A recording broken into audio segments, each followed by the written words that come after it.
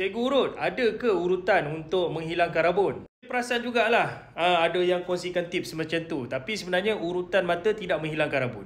Sebab anda kena faham, rabun adalah disebabkan kanta mata yang ada dalam mata ni. Urutan ni untuk merilekskan mata kita. Sebab bila kita pakai cermata, mata kita akan jadi stres. So jom cikgu urut tunjukkan cara macam mana nak urut mata untuk kurangkan stres dekat bahagian mata.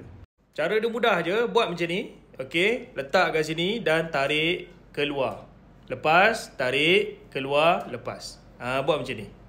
Kita buat dekat bahagian bawah pula. Buat macam ni. Daripada sini, tarik, keluar juga, lepas. Okey.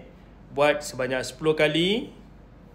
Dan daripada sini, tarik ke bawah, naik ke atas. Nampak? Buat sebanyak 10 kali juga. Bila buat kedua-dua belah ni, insyaAllah mata kita akan kurang stres. Okey. Dia lebih terang, lebih jelas dan rasa lebih segar. Tapi urutan ni tidaklah menghilangkan rabun dekat mata. Apa sesuatu daripada video ni? Nak belajar urut? Follow Cikgu Urut.